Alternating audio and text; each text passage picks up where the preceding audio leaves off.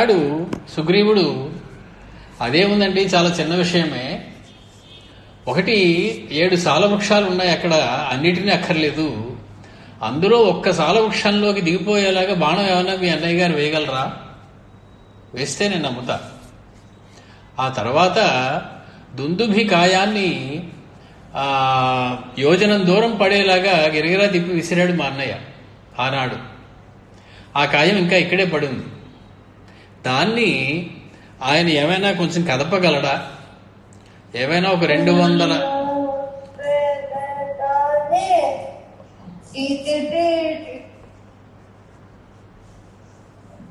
200 ధనుస్సుల దూరం వెళ్లేలాగా దాన్ని ఏమన్నా కాలితో తన్నగలడా, ఎత్తి పడేయగలడా? అవి రెండూ చేస్తే నేను నమ్ముతాను అన్నట్లుగా అన్నాడు సుగ్రీవుడు. అన్న వెంటనే రామస్వామి కేసు చూశాడు సుగ్రీవుడు. ఎలా ఉన్నారు రామస్వామి అంటే, ఏవముక్త్వా తు సుగ్రీవో రామం రక్తాంతలోచనం. చిరు కోపం ఒకటి కనపడింది రామచంద్రమూర్తిలో. ఏమిటి మాటలు అని ఎందుకో ఒక అసహనం రామచంద్రమూర్తిలో కనపడింది. అది చూడగానే వెంటనే మళ్ళీ కాళ్ళబేరానికి వచ్చాడు సుగ్రీవుడు. అబ్బబ్బే, అదేం లేదయ్యా, మా అన్న అంటే హడిలిపోయి నేను భయపడిపోయి ఉన్నాను కాబట్టి ఏదో మా అన్నగారి గొప్పతనాన్ని చెప్పాను. పైగా మా అన్నగారి పరాక్రమాన్ని ప్రత్యక్షంగా చూసిన వాడిని నేను. నీ పరాక్రమం ఎంతటిదో నేను ఎప్పుడు చూడలేదు ఇదివరకు. అయినా ప్రేమ ఉన్న చోట భయం కూడా ఉంటుంది. నువ్వంటే నాకు అంతటి ప్రేమ కాబట్టి నీ మీద ప్రేమతో నీకేమీ జరగకూడదనే ఉద్దేశంతో నేను చెప్తున్నాను అంటూ, కామం రాఘవతే వాణీ ప్రమాణం ధైర్యమాకృతి సూచయంతి పరం తేజో భస్మచ్ఛన్నమివాననం. నివురుగప్పిన నిప్పులా ఉన్నటువంటి నీ యొక్క అసలైనటువంటి తత్వాన్ని నేను తెలుసుకోలేకపోయాను సుమా. నీ మాట చాలదా? నీ రూపం చాలదా? నీ ధైర్యం చాలదా? నీ యొక్క ఆకృతి సరిపోదా నువ్వెంతటి గొప్పవాడువో చెప్పడానికి అని కొంచెం రామచంద్రమూర్తి నొచ్చుకోకున్నాడేమో అనే ఉద్దేశంతో ఒక మాట మాట్లాడాడు. మనం ఈ శ్లోకం దగ్గర కిందటి వారం ఆపుకున్నాం. ఈ శ్లోకంలో విశేషాలు మనం చాలానే చెప్పుకున్నాం. ముఖ్యమైనటువంటిది ఏమిటి అయ్యా అంటే, రామచంద్రమూర్తి నివురుగప్పిన నిప్పు అనేటువంటి మాట. రూపము లేనటువంటి వాడు, మనందరం రూపం లేడు లేడు అని వేదాలు చెప్పాయి కాబట్టి లేడనుకుంటూ ఉంటాం. అతడు ఒక రూపంతో వచ్చేసి మనని కంగారు పెట్టేస్తే నివురుగప్పిన నిప్పులో వచ్చేయడమే. నామాతీతుడు గుణారహితుడు అనుకుంటాం, నిర్గుణుడు పరమాత్మ అని మనకి వేదం చెప్తోంది. అటువంటి ఆయన సగుణుడై సాకారుడై వచ్చేసి మన ముందు నడయాడితే అది నివురుగప్పిన నిప్పులాగే ఉంటుంది. మనం గుర్తించలేం దాన్ని. కాబట్టి గబుక్కుని చెయ్యి వేసి ముట్టుకునేటువంటి ప్రమాదం ఉంది. అలాంటి ప్రమాదం నేను జరిగిందయా, కాబట్టి నేను నిన్ను గుర్తించలేకపోయాను అన్నాడు. నివురు అంటే బూడిద, భస్మం. నివురుగప్పిన నిప్పు అగ్ని యొక్క ఒక రూపం, తనదిగా కలిగినటువంటి ఆ పరమేశ్వరుని యొక్క రూపం. ఒళ్ళంతా భస్మం అద్దుకొని ఉన్నటువంటి ఆ పరమశివుని యొక్క రూపమే నీ రూపము అని నాకు తెలుస్తూ ఉన్నది అని సుగ్రీవుడు చెప్తూ ఉండడం మనం గమనించవచ్చు. అయితే మొత్తం రామాయణంలో రామచంద్రమూర్తిని శంకించి ఇతని బలం నిజంగా ఇంత బలవంతుడేనా అని ప్రశ్నించిన వాడు సుగ్రీవుడు ఒకడే కనపడతాడు. ఇంకెవరు అలా ప్రశ్నించలే. రామచంద్రమూర్తి అంతటి వాడికి ఇంతటి పరిస్థితి ఎందుకు వచ్చింది అసలు? ఇంకొకడు అతని యొక్క శౌర్యాన్ని కానీ ధైర్యాన్ని కానీ ఇచ్చిన మాటను నిలబెట్టుకోగలడా లేడా అనేటువంటి సందేహాన్ని ఎందుకు కలిగించుకోవాల్సి వచ్చింది అంటే, పెద్దలు ఒక చిన్న ఇది చెప్తారు. అయోధ్య విడిచి అడవికి బయలుదేరే ముందు రామచంద్రుడు తనకున్నవన్నీ దానం చేసేశారండి. ఆఖరిగా ఒక వృద్ధ బ్రాహ్మణుడు వచ్చి నాకు ఏదైనా ఇస్తావా అంటే రామచంద్రుడు చిన్న పరిహాసం ఆడాడు ఆయనతోటి. ఒక కర్రనిచ్చి నువ్వు దీన్ని ఎంత దూరం విసరగలవో విసురు, ఆ ప్రాంతంలో ఉన్నటువంటి సమస్తమైనటువంటి గోవులు నీవే, పట్టుకెళ్ళిపోదు కానీ అన్నారు. అతడు కాస్త పంచె పైకి కట్టి బాగా కసరత్తు చేసి పగగా వచ్చి పరిగెత్తుకుంటూ వచ్చి ఆ కర్రని విసరడం, అది చాలా దూరం పడడం, అది పడినంత దూరంలో ఉన్నటువంటి గోవులను అతడు తీసుకెళ్లిపోవడం, ఇదన్నీ కూడా మనం అయోధ్యకాండలో చెప్పుకున్నాం. ఇది ఉద్ధ బ్రాహ్మణోత్తముడు ప్రతిగ్రహీతగా వచ్చినప్పుడు రామచంద్రమూర్తి చేసినటువంటి చిన్న పరిహాసమే ఆయన ఈనాడు ఈ అపనిందకి గురి చేసింది.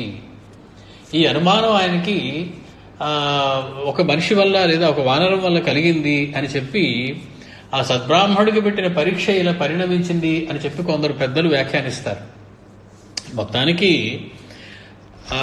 మన కొంచెం ముందుకు వెళ్ళినట్లయితే తస్య తద్వచనం శ్రుత్వా సుగ్రీవస్య మహాత్మనః స్మితపూర్వమధో రామః ప్రత్యువాచ హరిం ప్రభుం. ఈ శ్లోకానికి ముందు కొన్ని పుస్తకాల్లో కొన్ని పాఠం కొంచెం రెండు ప్రక్షిప్తమైనటువంటి శ్లోకాలు రెండు కనపడతాయి మనకి. స్నిగ్ధానాం ప్రీతియుక్తానాం సుహృదాం సుహృదం ప్రతి కాతరం హృదయం రామ ప్రత్యయం నాధిగచ్చతి. స్నిగ్ధమైనటువంటి ప్రేమ కలిగినటువంటి హృదయం కలిగినటువంటి వాళ్ళకి అంతే సిద్ధమైనటువంటి ప్రేమ కలిగినటువంటి హృదయం కలవారి యందు, స్నేహితుల యందు హృదయం ఎప్పుడూ కూడా భయపడుతూ ఉంటుంది. ప్రేమ ఎప్పుడూ కూడా అది అతి ప్రేమ వల్ల శంక కలుగుతూ ఉంటుంది మనిషికి అని చెప్పి సుగ్రీవుడు రామచంద్రుడితో చెప్తాడు. అయితే ఒకటి రామచంద్ర, ఏది బాణేన భేత్తాత్వం సాలాన్ సప్త అద్య రాఘవ వాలినం సమరే హంతుం సమర్థః స్యాత్ తత్తతో భవాన్. నువ్వు గనక 7 సాల వృక్షాలని కొట్టేసినట్లయితే ఇంకేమి చేయక్కర్లేదయ్యా. వాలిని నువ్వు సమరంలో సంహరించడానికి సమర్థుడవే అనేటువంటి మాటని నేను నమ్ముతాను సుమా అని చెప్పి సుగ్రీవుడు అనడం మనకి ఈ 2 శ్లోకాలు ప్రక్షిప్తమైనటువంటి 2 శ్లోకాలు మనకు కనపడతాయి.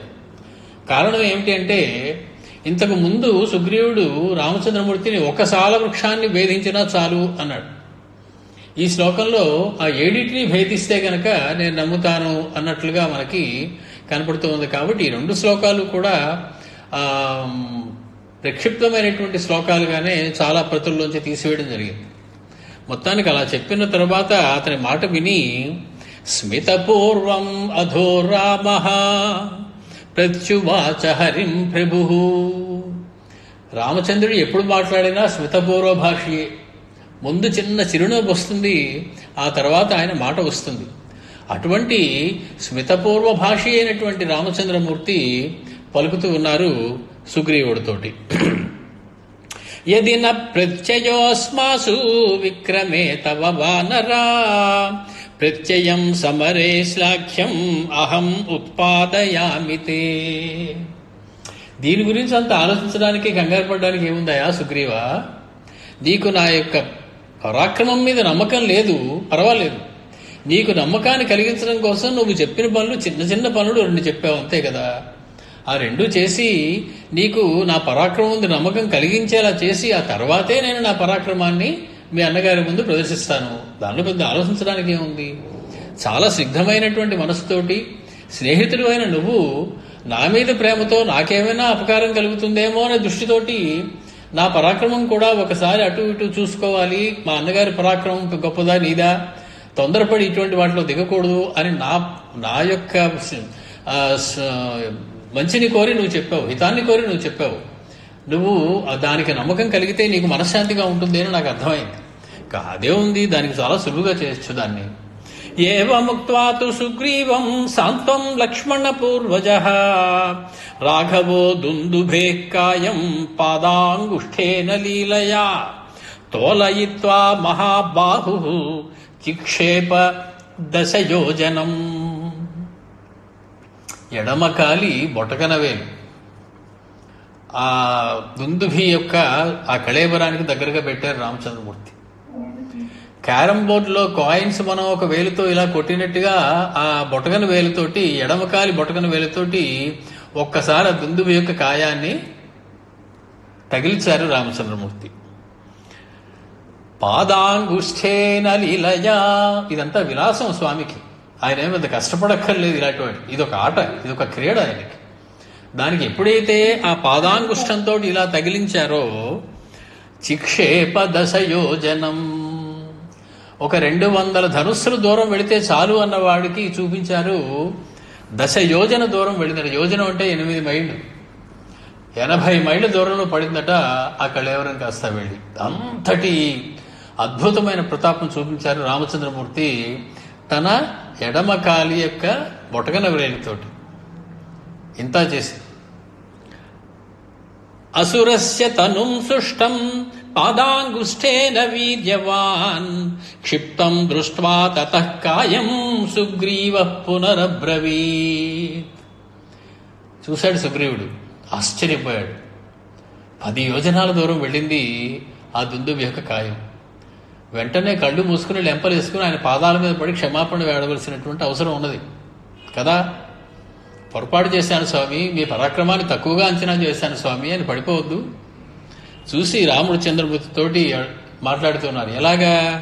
లక్ష్మణశాగ్రతో రామం ఇదం వచనమబ్రవీత్. లక్ష్మణస్వామి వింటూ ఉండగా మాట్లాడుతూ ఉన్నారట.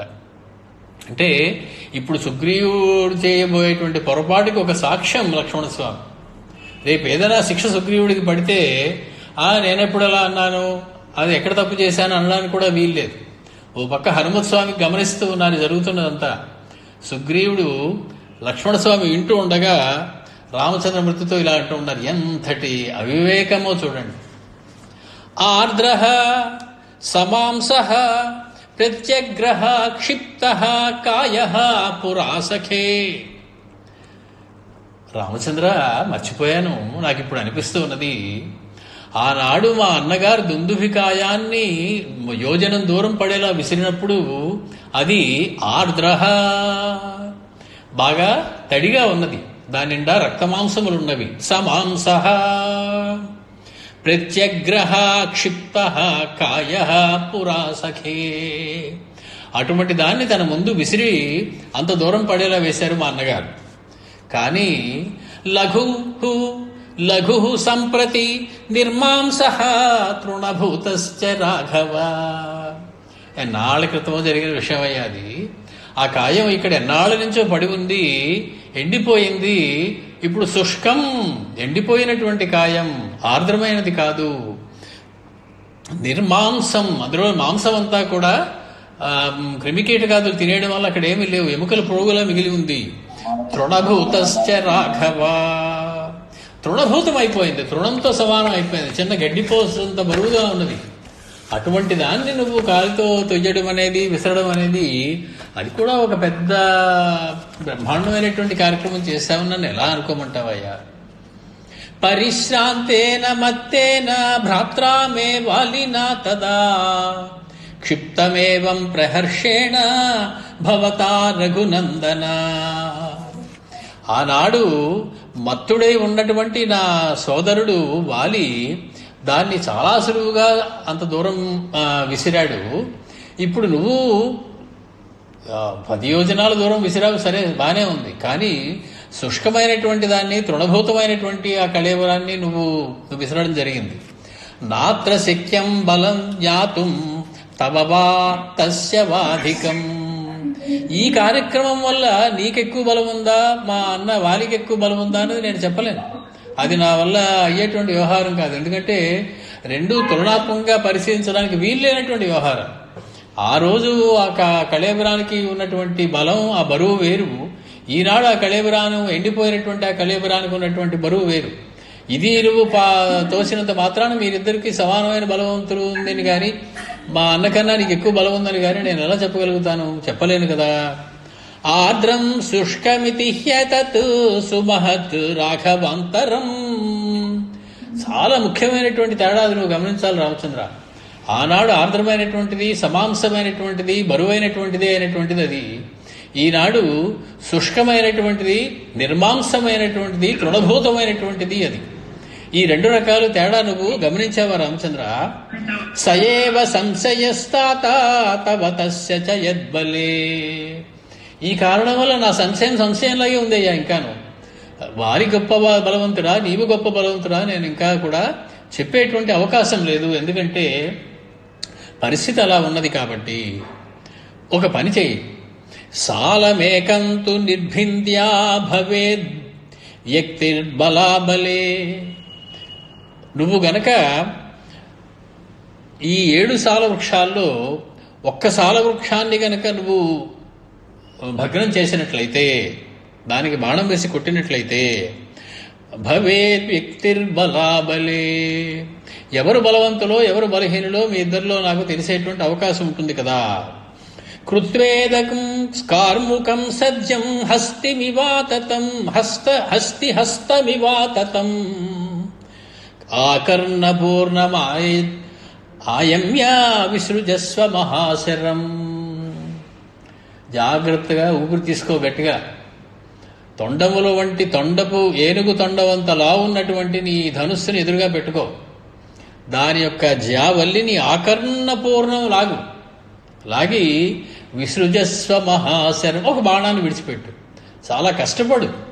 నువ్వు నీ యొక్క గొప్పదనం చూపించడానికి ఒక్కొక్కసారి కష్టపడాల్సి వస్తుంది. నువ్వు చాలా ప్రయత్నం చేయి.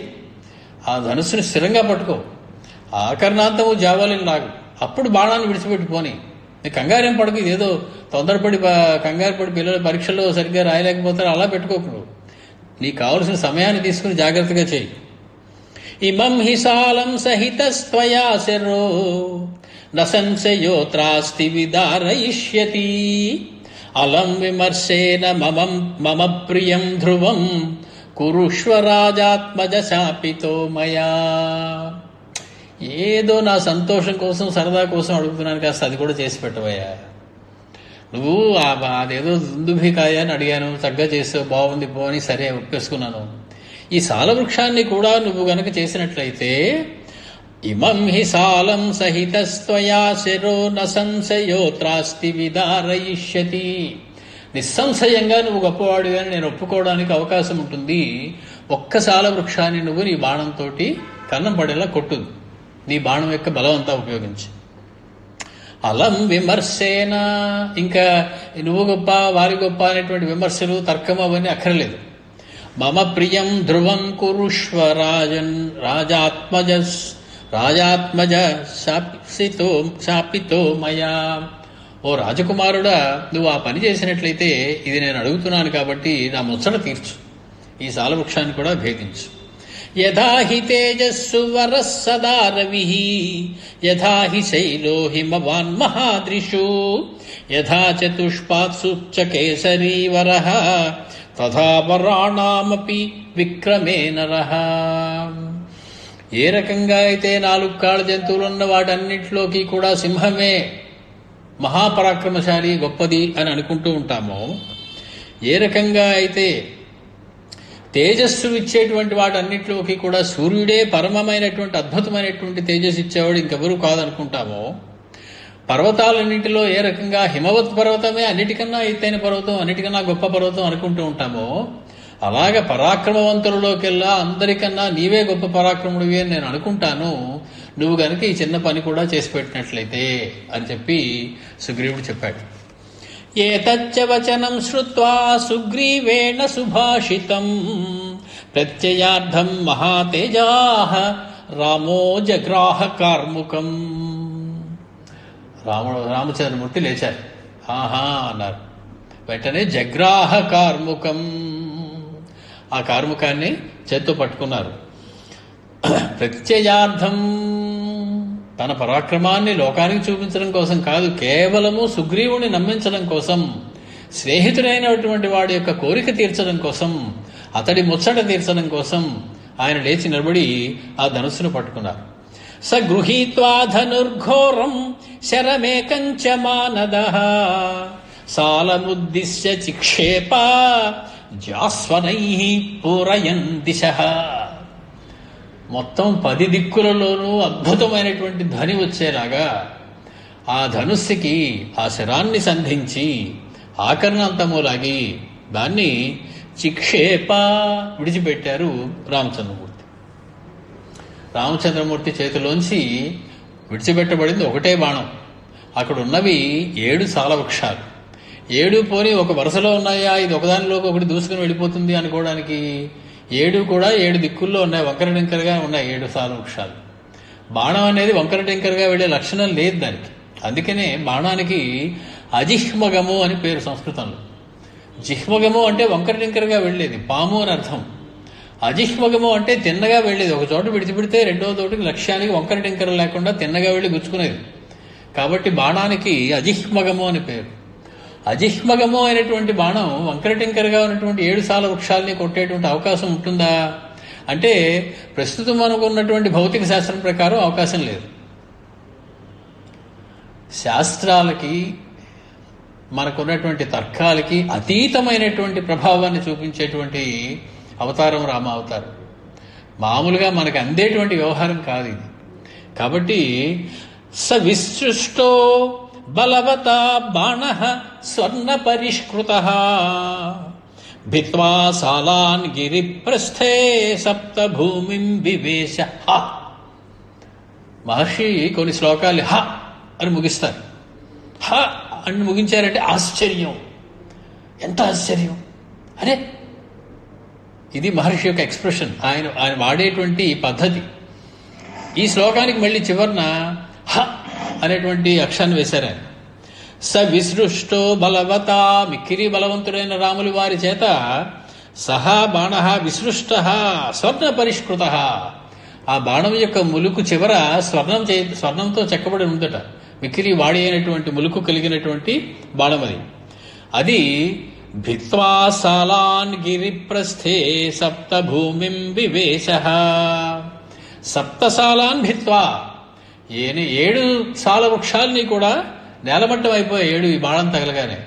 సాలవృక్షం అంటే మన అంతా చేతితో పట్టుకున్నా కూడా దాని కాండాన్ని పట్టుకోలేము, అంత ఉన్నతమైనటువంటి దృఢమైనటువంటి కాండం కలిగి ఉంటుంది. అది చాలా పెద్దదిగా ఉంటుంది. అటువంటి 7 సాల వృక్షాలని కూడా అది భిత్వా పడగొట్టి భూమిం వివేశ, భూమిలోకి వెళ్ళిపోయిందట. సప్త భూమిం వివేశ.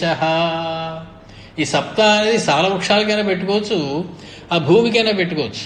ఎందుకంటే సప్త పాతాళాలు అని ఉన్నాయి మనకి. అతుల, వితల, సుతల, రసాతల, తలాతల, మహాతల పాతాళాలని చెప్పి మనకి లోకాలు ఉన్నాయి. అలాగా ఈ 7 వృక్షాలని భేదించినటువంటి ఆ రామబాణం భూమిలోకి ప్రవేశించి పాతాళ లోకం దాకా వెళ్ళిపోయేదట. వెళ్ళిపోయి ప్రవిష్టశ్చ ముహూర్తేన ధరాం భిత్వా మహాజవః నిష్పత్య చ పునస్తూర్ణం స్వతూణీం ప్రవివేశ. ఇదొక ఆశ్చర్యం. మళ్ళీ రెండోసారి మొదటిసారి 7 సాల వృక్షాలని భేదించింది, భూమిలోకి వెళ్ళిపోయింది. అది ఆశ్చర్యం. రెండోసారి పాతాళ లోకం దాకా వెళ్ళినటువంటిది మళ్ళీ పైకొచ్చి రామచంద్రమూర్తి యొక్క అమ్ముల పొదిలోకి దూరిపోయింది ఆ బాణం. ఇది మరొక ఆశ్చర్యం. మహాజవః, ఇంత చేసి ముహూర్తేన, చాలా తక్కువ సమయంలో, క్షణకాలంలో అది ఇదంతా జరిగిపోయింది.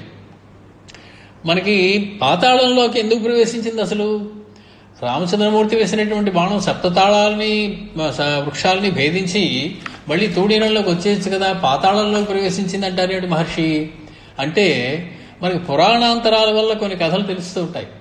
ఉదాహరణకి పాతాళ దానవులు కొందరు ఈ సప్తతాళ వృక్షాలను ఆశ్రయించుకుని ఉన్నారు వాటి మూలల్లో.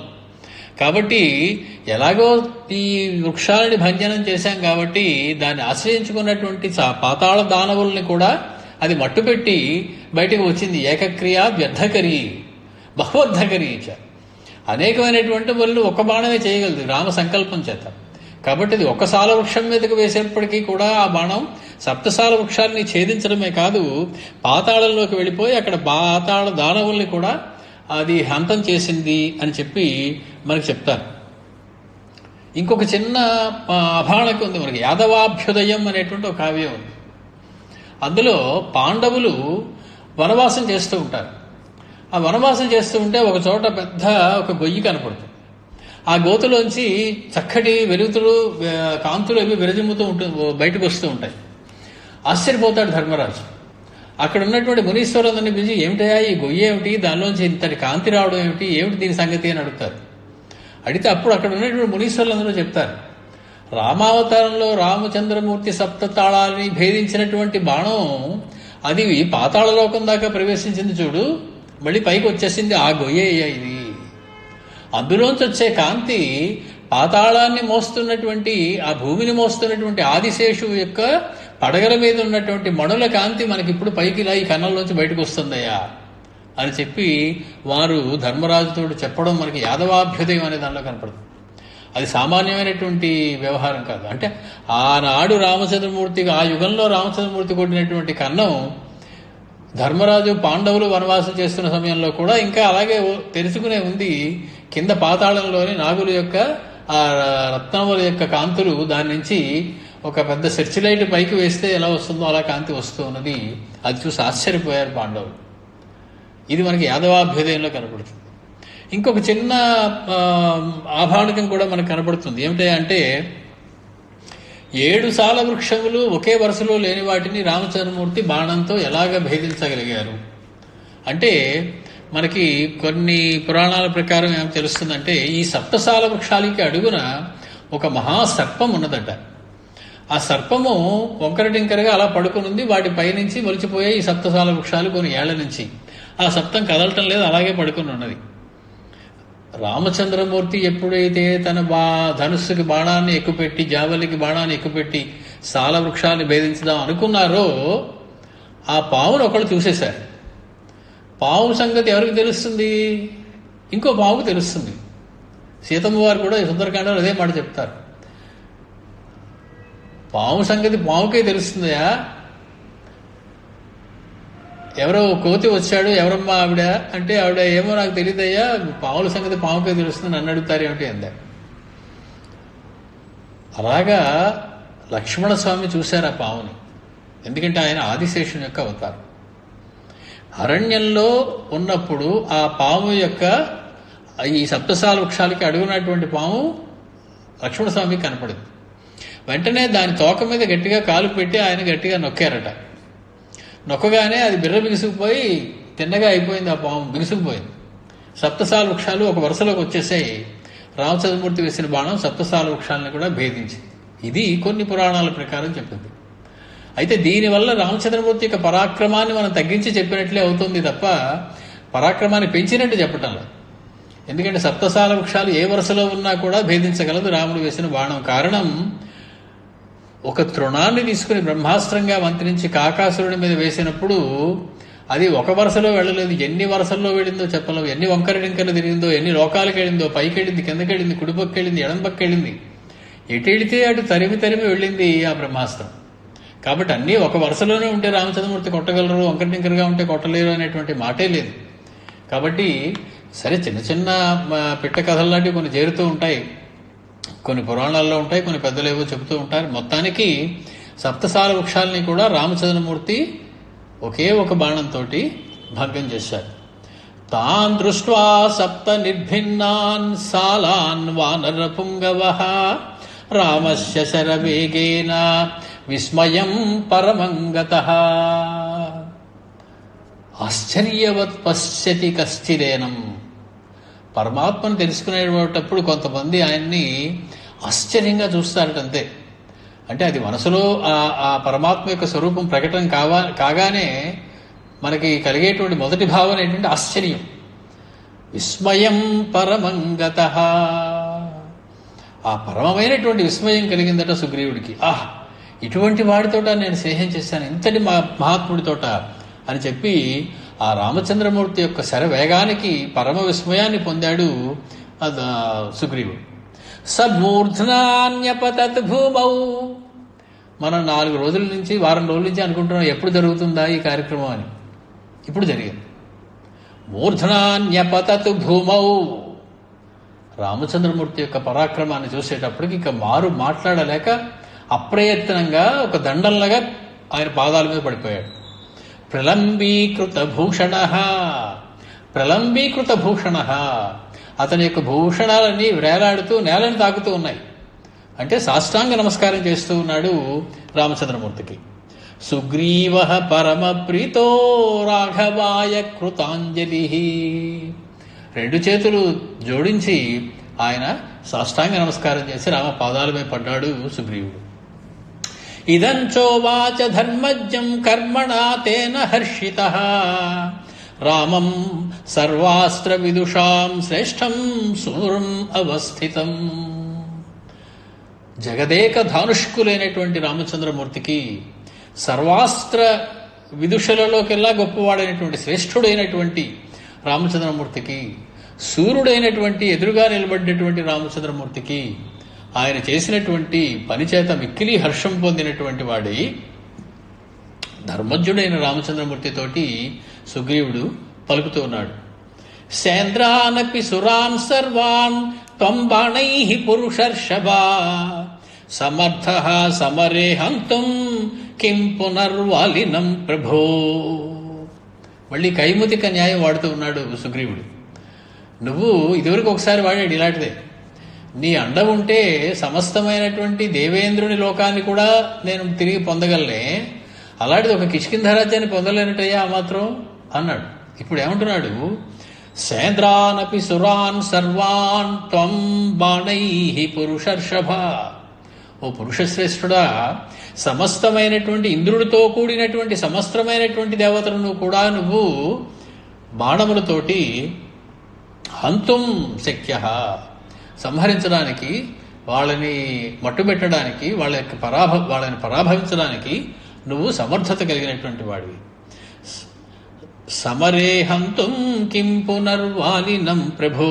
అలాంటిది ఒక వాలి అంటే ఇంద్రుడి యొక్క పుత్రుడు, సాక్షాత్తు దేవేంద్రుడే ఓడించగలిగినటువంటి సామర్థ్యం కలవాడికి నీకు కేవలం ఇంతోటి ఆ దేవేంద్రుడి కుమారుడైనటువంటి వాలిని సంహరించడం పెద్ద విశేషం ఏముందయ్యా.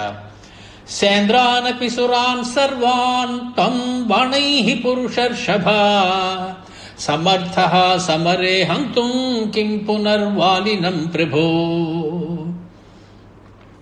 ఏన సప్త మహాసాలా గిరిభూమిశ్చ దారితాః బాణేనైకేన కాకుస్థ స్థాతా తే కోరణాగ్రతః. నీ ముందు యుద్ధంలో నిలబడడానికి శక్తి కలవాడు ఎప్పుడూ నాకు కనపడటం లేదయ్యా.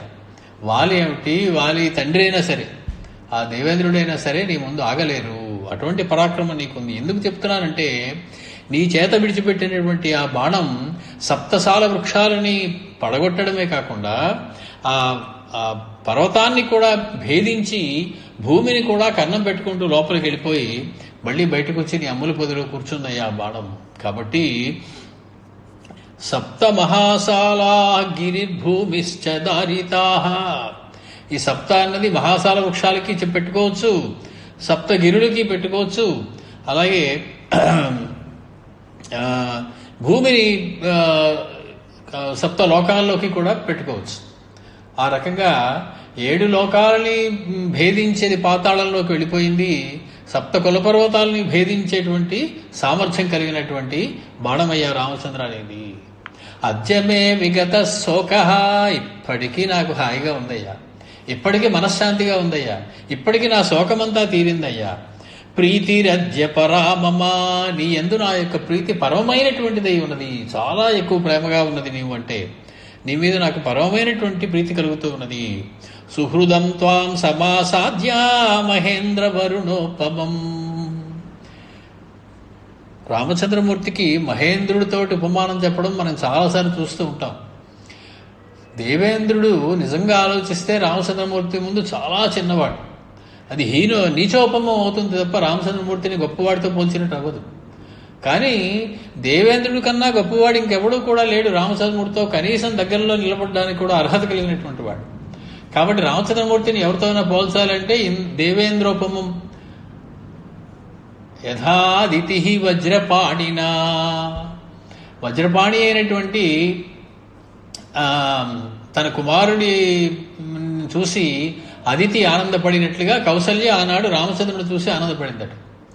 మరి దేవేంద్రుడితో రామచంద్రుడిని పోల్చడం అంటే చాలా తక్కువ కదండి అంటే అంతకన్నా పోలిక ఇంకోటి లేదు కాబట్టి అతి దగ్గరగా ఉన్నటువంటి పోలిక ఏదో తెచ్చుకుని కష్టపడి ఏదో పోలిక చెప్పాలి. కాబట్టి ఇక్కడ ఏమంటున్నాడు ఈయన, అద్యమే విగత శోక ప్రీతిరద్య పరామమ సుహృదం తాం సమాసాద్య. నీ వంటి స్నేహితుణ్ణి పొంది, ఎటువంటి నీవు, మహేంద్ర వరుణోపమం, సాక్షాత్ ఆ దేవేంద్రుని వలె, ఆ వరుణుని వలె ఉన్నటువంటి ఆ పోలిక కలిగినటువంటి నీ వంటి వాడిని స్నేహితుడిగా పొంది నేను చాలా ఆనందిస్తూ ఉన్నాను. తమద్యైవ ప్రియార్థం మే వైరిణం భ్రాతృరూపిణం వాలినం జహి కాకుత్సా మయా బద్ధోయమంజలి. రామచంద్ర, 2 చేతులు ఎత్తి నీకు నమస్కారం పెడుతూ ఉన్నాను, అంజలి ఘటిస్తూ ఉన్నాను, అంజలి ముద్రతో నిన్ను ప్రార్థిస్తూ ఉన్నాను.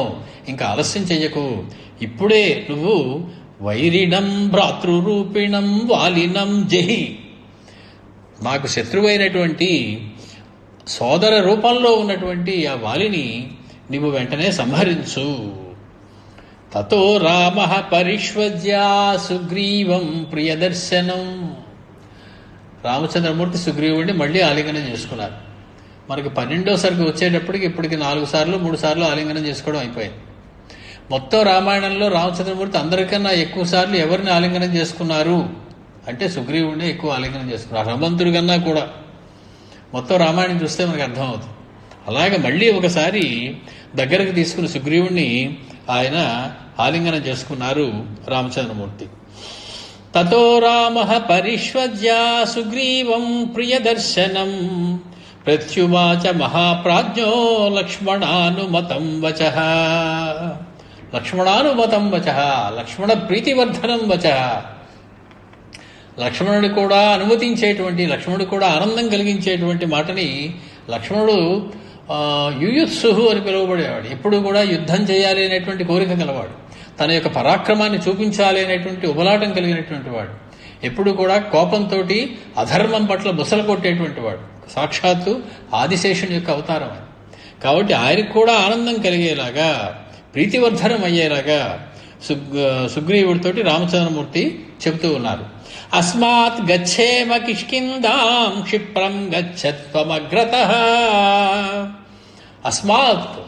అస్మాత్ ఋష్యముఖాత్, ఈ ఋష్యమూక పర్వతం నుంచి కిష్కింధాం గచ్చేమ, కిష్కింధకి బయలుదేరదాం. ఇంతవరకు కిష్కింధ పొలిమేరల్లో ఉన్నాం, ఋష్యముఖ పర్వతం దగ్గరే ఉన్నాం. కిష్కింధకి ఇప్పుడే క్షిప్రం గచ్చ, వెంటనే బయలుదేరదాం. గచ్చత్వమగ్రత, నువ్వు ముందు నడు, మాకు దారి తెలియదు కాబట్టి నువ్వు దారి చూపించు, నీ వెనకాల మేమిద్దరం కూడా వస్తాం. గత్వాచ ఆహ్వయ సుగ్రీవా వాలినం భ్రాతృగంధినం. భ్రాతృహింసకం, సోదరుడైన కూడా లెక్క చేయకుండా నిన్ను ఇంత హింసలకి పారు చేసినటువంటి ఆ వాలిని గత్వాచ ఆహ్వయ, అతన్ని యుద్ధానికి నువ్వు ఆహ్వానించు సుగ్రీవా. సర్వే తే త్వరితం గత్వా కిష్కింధాం వాలినః పురీం వృక్షైరాత్మానమావృత్య వ్యతిష్ఠన్ గహనే వనే. రామచంద్రమూర్తి యొక్క పరాక్రమాన్ని శంకించడానికి అవకాశం ఉన్నటువంటి మాట ఒకటి అనేశారు వాల్మీకి మహర్షి. ఎందుకు అనేశారండి అంటే అలా జరిగింది కాబట్టి అలా అన్నారు ఆయన. ఎలా జరిగింది? సర్వే తే త్వరితం గత్వా, వారందరూ వేగంగా వెళ్ళి కిష్కింధాం గత్వా వాలినః పురీం, వాలి యొక్క రాజధాని పురమైనటువంటి ఆ కిష్కింధా నగరానికి వెళ్ళి వృక్షైః ఆత్మానం ఆవృత్య వ్యతిష్ఠన్ గహనే వనే, మిక్కిలి గహనమైనటువంటి దట్టమైనటువంటి ఆ వనం దగ్గర వృక్షైః ఆత్మానం ఆవృత్య, కనపడకుండా చెట్ల వెనకాల నిలబడ్డారు. రామచంద్రమూర్తి వారిని చెట్టు వెనుక నుంచి కొట్టారు. ఇది మనకు ఉన్నటువంటి ఒక అపవాదం ఆయన మీద. పాపం ఎందుకు వచ్చింది? వృక్షాల వెనకాల ఉండకపోతే రామచంద్రమూర్తి కొట్టలేరు అనేటువంటిది ఎలా ఊహించగలమో కూడా అర్థం అవ్వదు. రామచంద్రమూర్తి ఎక్కడ, వాలి ఎక్కడ? వాలిని సంహరించడం ఆయనకి చిటికినతో వెళ్తేంత పనిది. అటువంటి ఆయన చెట్టు వెనక నుంచే రాముడిని కొట్టాడు అనుకోవడానికి అవకాశం ఇచ్చేటువంటి మాట మనకి ఇక్కడ కనబడుతున్నది. వృక్షైః ఆత్మానమావృత్య వ్యతిష్ఠన్ గహనే వనే. అక్కడ కాసేపు ఆగారు. ఏం చేశారు ఆగి? బహుశా వాలి ఎలా పిలవాలి, పిలిచాక ఏమవుతుంది, రామచంద్రమూర్తి ముందు కనపడాలా, వాలి కనపడకూడదా, ఇలాంటివేవో ఆలోచన చేసి ఉంటారు. సుగ్రీవో వ్యనదత్ ఘోరం వాలినోహ్వాన కారణాత్ గాఢం పరిహితో వేగాన్నాదైర్భిందన్నివాంబరం. ఆకాశం బద్దలైపోయేలాగా ఒక్క కేక పెట్టాడట సుగ్రీవుడు వాలిని యుద్ధానికి ఆహ్వానిస్తూ. వాలినోహ్వాన కారణ ఆహ్వాన అయినా పర్వాలేదు, హ్వాన అయినా పర్వాలేదు, అది ఆహ్వానమే. అటువంటి ఆహ్వానం చేస్తూ వారిని యుద్ధానికి ఘోరమైనటువంటి కేక ఒకటి పెట్టాడు సుగ్రీవుడు ఆ అంతఃపురంకి ముందు భాగంలో.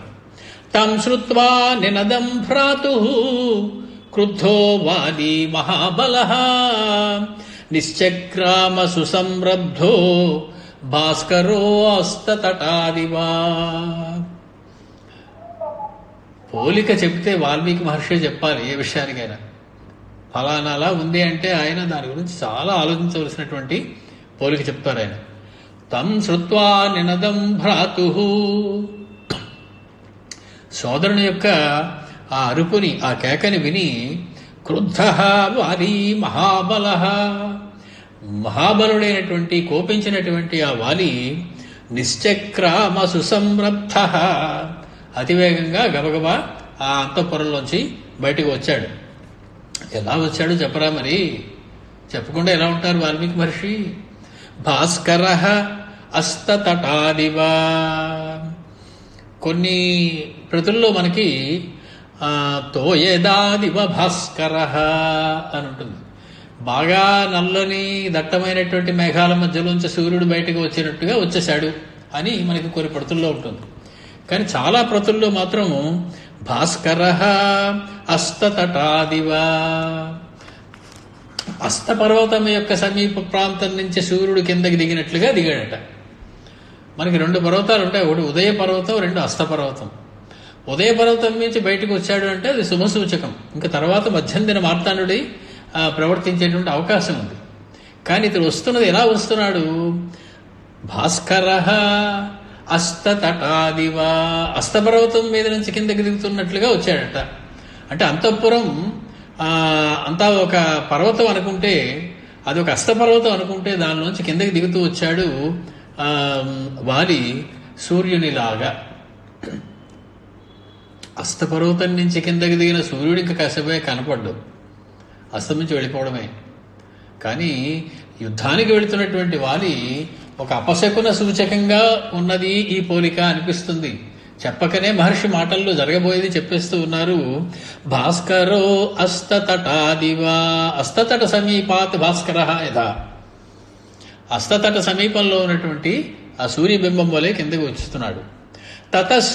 తర్వాత అస్తమించే సూర్యుని చూస్తే చాలా వేగంగా అస్తమిస్తాడు. మధ్యందిన మార్తాండుడైనటువంటి సూర్యుడు ఉన్నవాడు ఉన్న చోట ఒక చోట చాలాసేపు ఉన్నాడేమో అనిపిస్తుంది. కానీ అస్తమించే సూర్యుడు ప్రతి నిమిషానికి 2 నిమిషాలకి అలా కిందకి దిగిపోతున్నాడేమో అనిపిస్తుంది చూస్తూ ఉంటాయి బింబం. అంత వేగంగా కిందకి దిగుతూ ఉన్నాడు. సుసంరబ్ధః క్రోధః క్రుద్ధః, క్రుద్ధుడైనటువంటి వారి మిక్కిలి వేగంగా అస్తపర్వతం నుంచి సూర్యుడు దిగుతున్నట్లుగా దిగిపోయాడు. తతస్సూతుమూలం యుద్ధం వాలి సుగ్రీవయోరభూత్, చాలా గొప్ప యుద్ధం జరిగింది వారిద్దరికి. మిక్కిలి దట్టమైనటువంటి యుద్ధం జరిగింది, భయంకరమైనటువంటి యుద్ధం జరిగింది. గగనే గ్రహయోర్ఘోరం బుధ అంగారకయోరివా, అంతరిక్షంలో 2 గ్రహాలు ఢీకొట్టుకుంటే ఎటువంటి ఉత్పాతాలు జరుగుతాయో అలా జరుగుతూ ఉన్నది అక్కడ. బుధుడు అంగారకుడు ఇద్దరు కూడా దెబ్బలాడుకుంటున్నాయా అన్నట్లుగా అంతరిక్షంలో బుధుడు అంగారకుడు 2 గ్రహాలు కూడా ఢీకొంటుంటే ఎటువంటి నిప్పురవ్వలు లేస్తూ ఉంటాయో, ఎటువంటి నిప్పురవ్వలతోటి ఆ ప్రాంతం అంతా కూడా భయంకరంగా మారిపోతూ ఉంటుందో, ఏ రకంగా మనకి అగుపడుతూ ఉంటుందో ఆ రకంగా బుధ అంగారకయోరివా. వరాహమిహిరుడు అని మనకి జ్యోతిష్శాస్త్రము రాసినటువంటి అత్యద్భుతమైనటువంటి భారతీయమైనటువంటి ఋషి, ఒక రకంగా చెప్పాలంటే ఆయన గ్రహయుద్ధ అధ్యాయం అని ఒక అధ్యాయం పెట్టారు. ఆయన గ్రహాల మధ్య పోటీ, గ్రహాలు ఒకదానికొకటి ఢీకొనడం జరిగేటువంటి వ్యవహారం, ఆ సమయంలో ప్రజలకు వచ్చేటువంటి బాధలు, ఆ సమయంలో ఎటువంటి ఉత్పాతాలు ఆకాశంలో కనపడతాయి, ఇవన్నీ కూడా వివరిస్తూ ఆయన గ్రహ యుద్ధాధ్యాయం అని ఒక అధ్యాయాన్ని దానికి ప్రత్యేకంగా రాశారు వరాహములు. బుధ అంగారక గ్రహాలకి గనక మైత్రి గనక సరిగ్గా లేకపోయినట్లయితే అరిష్టం సూచింపబడుతుంది, ఆ దేశం యొక్క రాజు మరణించేటువంటి అవకాశం ఉంటుంది అని చెప్పి ఆయన అందులో రాస్తారు. ఇప్పుడు మహర్షి మనకి బుధ అంగారకయోరివా, వారిద్దరి యుద్ధం బుధుడికి అంగారకుడికి మధ్య యుద్ధం జరుగుతున్నట్లుగా ఉన్నది. అంటే కిష్కింధా నగరం యొక్క రాజు త్వరలో మరణించబోతాడు అన్నది మనకి స్పష్టమవుతూ ఉంటుంది. కొన్ని పాఠాల్లో అయితే వజ్ర గోకర్ణయోర్యథా, రెండు అత్యద్భుతమైనటువంటి పర్వతాలు వజ్రము గోకర్ణము, ఆ రెండు పర్వతాలు ఒకదానికొకటి ఢీకొంటే ఎలా ఉంటుందో అలా ఉంది అని మనకి కొన్ని ప్రతుల్లో కనపడుతూ ఉంటుంది. తలైరసనికల్పైశ్చ వజ్రకల్పైశ్చ ముష్టిభిః జఘ్నతుః సమరేణ్యోన్యం భ్రాతరౌ క్రోధమూర్ఛితౌ. మిక్కిలి కోపంతో కూడుకున్న వారై ఇద్దరూ కూడా ఒకళ్ళనొకళ్ళు పిడుగుల వంటి చేతి తలాలతోటి కొట్టుకున్నారు. వజ్రాయుధంతో సమానమైనటువంటి ఈ పిడికిళ్లతోటి ఒకళ్ళనొకళ్ళు గుద్దుకుంటూ ఉన్నారు. జఘ్నతుః సమరే అన్యోన్యం భ్రాతరౌ క్రోధమూర్ఛితౌ. మిక్కిలి క్రోధంతో పట్టలేనటువంటి కోపంతో తమని తాము మర్చిపోయినటువంటి వారిద్దరూ కూడా ఒకరినొకరు హింసించుకుంటూ ఉన్నారు. తతో రామో ధనుష్పాణి, ధనుస్సును చేతిలో పట్టుకున్నారు, బాణాన్ని తీశారు చేతిలోకి రామచంద్రమూర్తి. తావుభౌ సముదీక్ష్యతు అన్యోన్య సదృశౌ వీరౌ ఉభౌ దేవౌ ఇవ అశ్వినౌ. అశ్వినీ దేవతల వలె, కవల పిల్లలైనటువంటి అశ్వినీ దేవతల వలె, వీరిద్దరు కవల పిల్లలు కాదు. ఒక ఆయన ఇంద్రుడికి పుట్టారు, ఒక ఆయన సూర్యుడికి పుట్టారు. ఇద్దరు ఒకేలాగా పూర్తిగా సమానమైనటువంటి రూపురేఖలు ఉండడం జరిగేటువంటి వ్యవహారం కాదు. ఎందుకంటే తండ్రులు ఇద్దరికి వేరువేరు. అయినప్పటికీ కూడా రామచంద్రమూర్తి ధనుష్పాణి అయి వారిద్దరిని చూసి అన్యోన్య సదృశౌ వీరౌ భౌ దేవౌ ఇవ అశ్వినౌ, అశ్వినీ దేవతల్లాగా ఇద్దరు ఒకేలా కనపడుతూ ఉన్నారే అనుకున్నారట. యన్నావగచ్చత్ సుగ్రీవం వాలినం వాపి రాఘవః. ఈ ఇద్దరిలో అసలు వాలెవడు సుగ్రీవుడు ఎప్పుడు, ఇద్దరు ఒకేలా కనపడుతున్నారు, ఒకేలాంటి వేషభూషలు ఉన్నాయి, ఒకేలాగా యుద్ధం చేస్తూ ఉన్నారు, సమానమైనటువంటి పరాక్రమం కనబడుతూ ఉన్నది. వీరిద్దరూ ఎవడు సుగ్రీవుడు ఎవరు వాలి అనేటువంటిది తతోన కృతవాన్ బుద్ధిం మోక్తుం అంతకరం శరం.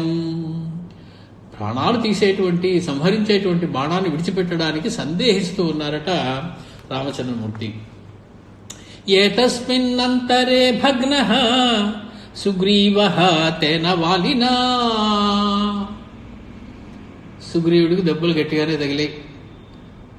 వాలి చేతిలో భగ్నః, చాలా ఎముకలు కూడా విరిగి ఉంటాయి, గట్టిగానే దెబ్బలు తగిలాయి వాలి చేత.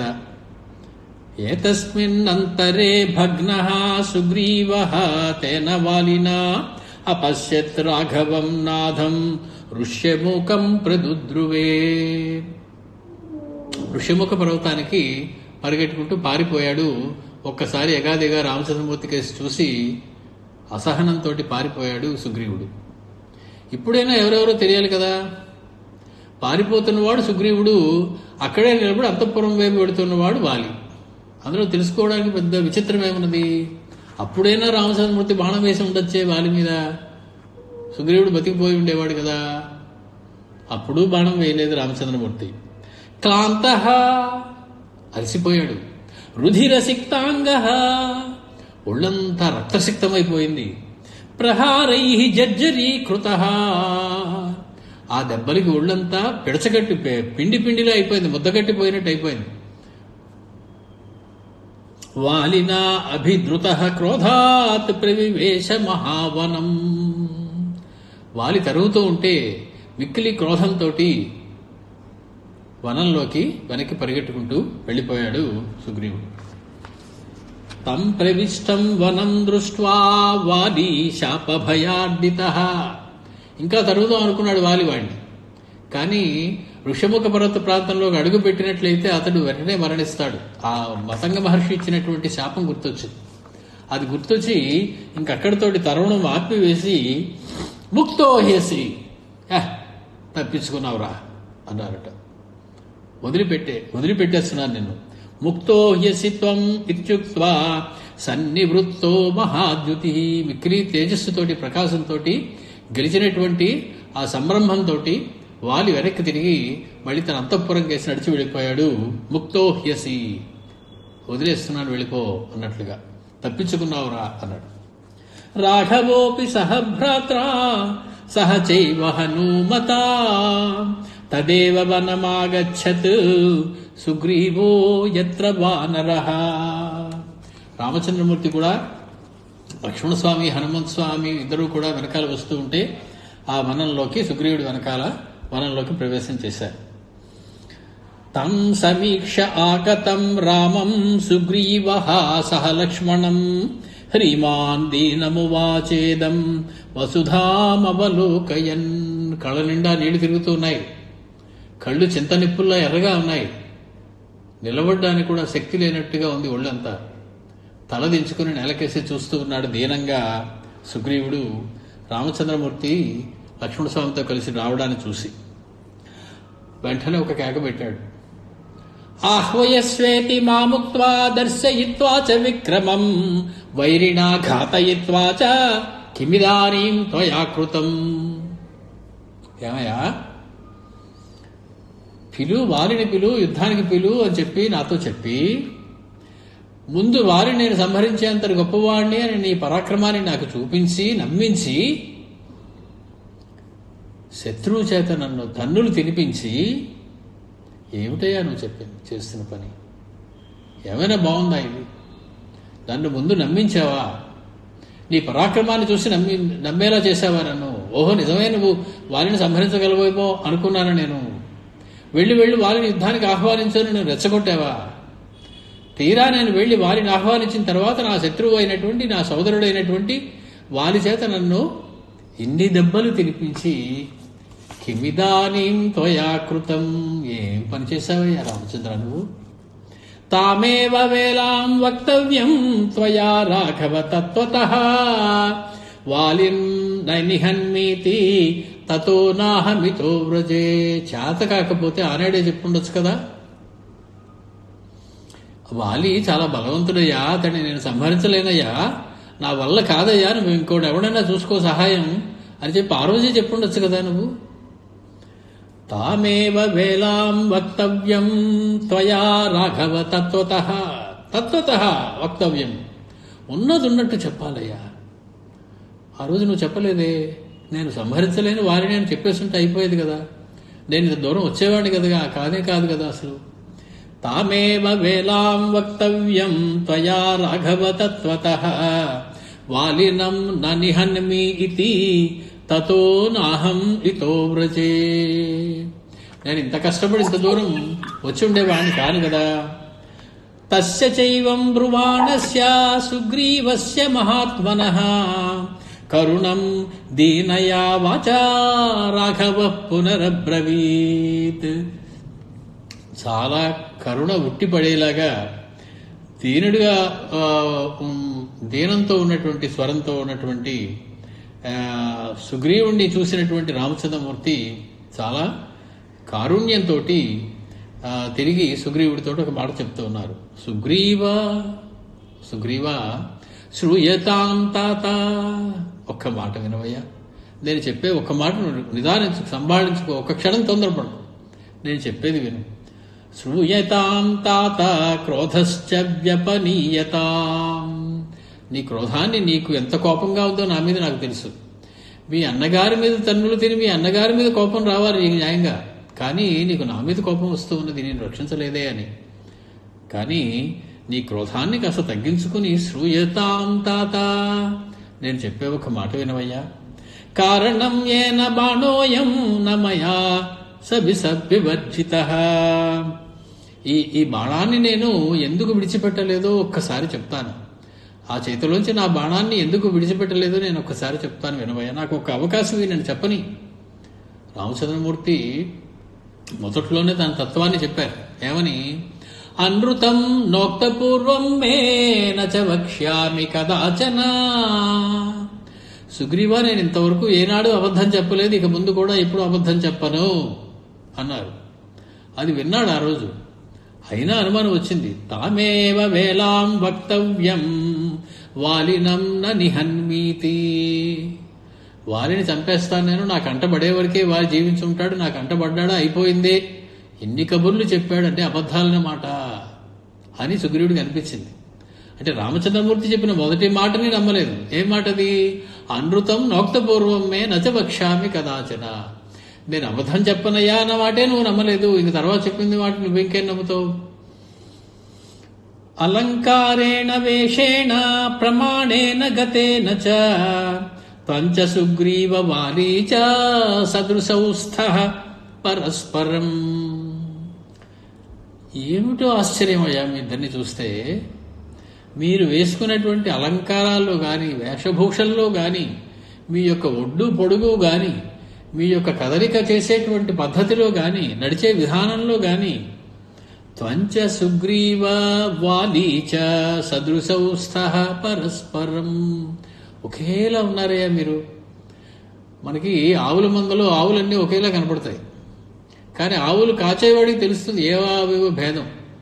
మేకలన్నీ ఒకేలా ఉంటాయి, ఏ మేక ఏదో మనకి తెలియదు. మేకలు పోషించేవాడికి తెలుస్తుంది పలానా మేక ఇది, పలానా మేక అది. వాడికి వాటితో పరస్పరమైనటువంటి రోజు చూడడం వల్ల వచ్చేటువంటి సంబంధం. రామచంద్రమూర్తి మొదటిసారిగా చూస్తూ ఉన్నారు రెండు వానరాలని కలిపి. అంతకు ముందే కొద్దిసేపటి క్రితమే పరిచయం అయ్యాడు సుగ్రీవుడు, ఇప్పుడే చూస్తూ ఉన్నారు. చక్షుర్ విషయం అయ్యాడు వాలి. వారిద్దరి మధ్య తేడా కనిపెట్టడం అంతగా సులువైనటువంటి వ్యవహారం కాదు. కారణం ఏమిటి? అలంకారేణ వేషేణ ప్రమాణేన గతేన చ త్వం సుగ్రీవ వాలీ చ సదృశౌ స్థః పరస్పరం. ఏమాత్రమైనా తేడా తెలిస్తే ఇతడు వాలి ఇతడు సుగ్రీవుడు అని నేను ఆ రోజు వెంటనే బాణం వేద్దునే. అబ్బబ్బే, అస్సలు ఏమీ తేడా లేదు మీ ఇద్దరికి. ఎలా చూసినా మీరు నువ్వు ఇతడు అని నేను తేడా చెప్పలేకపోయానయ్యా. స్వరేణ పోనీ మీ గొంతు తేడాగా ఉందా? ఇద్దరు గొంతులు చూసి ఇద్దరు అరుస్తూ ఉన్నారు, దెబ్బలాడుకుంటూ కొట్టుకుంటూ. అరిచేటప్పుడు మీ యొక్క గొంతుల్లో రెండిట్లో తేడా ఉందా? నీ విన్న గొంతే సుగ్రీవుడిది, వాలి గొంతు ఇదివరకు వినలేదు. కాబట్టి సుగ్రీవుడి గొంతు ఇలా ఉంది, వాలి గొంతు అలా ఉంది. అలా గొంతు ఉన్నవాడు వాలి, ఇలా గొంతు ఉన్నవాడు సుగ్రీవుడు అనుకోవడానికి స్వరేణ, స్వరంలో కూడా మీరిద్దరూ ఒకలాగే ఉన్నారు. మరి మీ తల్లి ఎలా పెంచిందో కానీ, తండ్రులు వేరు కానీ, మీ ఇద్దరు చూడడానికి కానీ, ఆకారంలో కానీ, వేషభూషల్లో కానీ, నడవడికలో కానీ, నడిచే పద్ధతిలో కానీ, అడుగులు వేసే పద్ధతిలో కానీ, గొంతులో కానీ, వర్చసాచైవ సమానమైనటువంటి వర్చస్సు ఉంది ఇద్దరికీ. ఒక ఆయన సూర్యపుత్రుడు, ఒక ఆయన ఇంద్రపుత్రుడును, మహానుభావుల యొక్క కుమారులు వారిద్దరు. అద్భుతమైనటువంటి వర్చస్సు కలిగినటువంటి వారు. స్వరేణ వర్చసాతైవ ప్రేక్షితేన చ వానరా విక్రమేణ చ వాక్యైశ్చ వ్యక్తిం వాం నోపలక్షయే. మీ ఇద్దరిలో ఎవరు ఏ వ్యక్తి, ఎవరు సుగ్రీవుడు, ఎవరు వాలి అనేటువంటి విషయాన్ని నేను నా ఉపలక్షయే చూడలేకపోయాను. తతోహం రూపసాదృశ్యాత్ మోహితో వానరోత్తమా. నేను మోహపడ్డానయ్యా, మోహంలోకి వెళ్ళిపోయాను. మోహం అనేటువంటి మాటకి భ్రాంతి అనేటువంటి అర్థం. సమస్త జీవుల యొక్క భ్రాంతిని పోగొట్టేటువంటి ఆయన భ్రాంతిలోకి వెళ్ళిపోయారట. వారిని సుగ్రీవుడిని చూసి తేడా కనిపెట్టలేకపోయారట. అది ఆయన చెబుతున్నటువంటి మాట. నమ్ముదామా? నమ్మి తీరాలి. కారణం అనృతం నోక్తపూర్వం మే నచ వక్ష్యామి కదాచన. రామచంద్రమూర్తి చెప్పారు అంటే ఇది 100% నిజమే. నిజంగానే ఆయన భ్రమలో పడ్డారు వీరిద్దరూ ఒకేలా ఉండడంతో. నోత్సృజామి మహావేగం శరం శత్రు నిబర్హణం జీవితాంతకరం ఘోరం సాదృశ్యాత్తు విశంకితః. మీ యొక్క సమానత్వం ఎంతగా ఉంది అంటే నేను ఎన్నిసార్లు బాణం మీద వేసి చెయ్యి వేద్దాం అనుకున్నా కూడా ఎవరెవరో తెలియక నేను దాన్ని మహావేగంతో వెళ్లేటువంటి శత్రువుని సంహరించేటువంటి ఆ జీవితాంతకరమైనటువంటి ఘోరమైనటువంటి ఆ బాణాన్ని నేను విడిచిపెట్టడానికి సాహసించలేకపోయాను. మూలఘాతో నౌ స్యాద్ధి ద్వయోరపి కృతో మయా. మూలఘాతం అయిపోతుంది నేను కనుక పొరపాటు చేసినట్లయితే. వాలి అనుకుని నా బాణం నీకు కనుక తగిలినట్లయితే నిన్ను రక్షిస్తాను, నీకు అభయమిచ్చినటువంటి నేను ఎంతటి పాపాత్ముడిని అయి ఉంటాను. రక్షిస్తానని చెప్పినటువంటి వాడిని రక్షించడం మానేసి సంహరించడం కూడా నేనే చేస్తే అంతకన్నా పాపం ఏముంటుంది నా జీవితానికి. మూలఘాతం అయిపోదా మన స్నేహం? స్నేహానికి మూలాలే పోతాయి కదా.